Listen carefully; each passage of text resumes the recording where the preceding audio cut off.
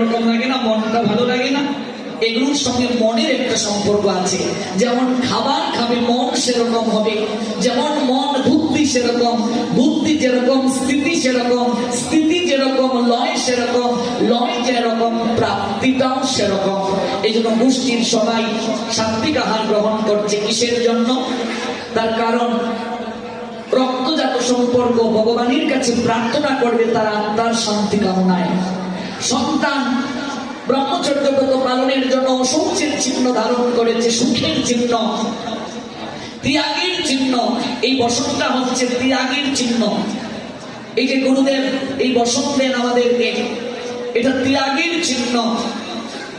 কিংবা বৈষ্ণবরা যে এই বসনটা পড়ে, এটা ত্যাগের চিহ্ন। যারা সাধু বৈষ্ণব হয় তারা মালা তিলক লয়, মাতার কেশমণ্ডন করে মহাপুরুষ হয়। তুমি মনে রাখবে, বাহির ভিতরে এক না হলে মালা তিলক অকারণ। কেবলই বসন করলে হবে না, ভেতরটাকেও এইভাবে সাজাতে হবে। গোষ্ঠীর সবাই সাত্বিক আহার গ্রহণ করে ভগবানের কাছে ওরা প্রার্থনা করবে। পুত্র আদি ওরা সুখের চিহ্ন বহন করে সতত ভগবানের চিন্তন করবে। অথচ এই কার্যটা করে বটে, কিন্তু ভগবানের কোনো চিন্তা চেতনা করে না।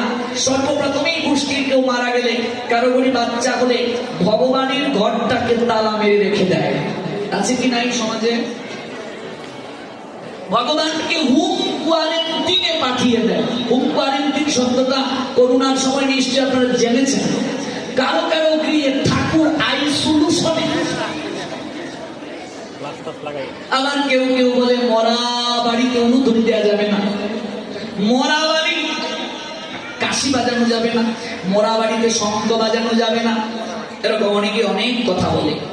এবার আপনাদের কাছে আমি একটা বিনম্র চিত্তে জানার আকিঞ্চন ব্যক্ত করছি। এই জগতে মরা বাড়ি ছাড়া কি কোনো বাড়ি আছে?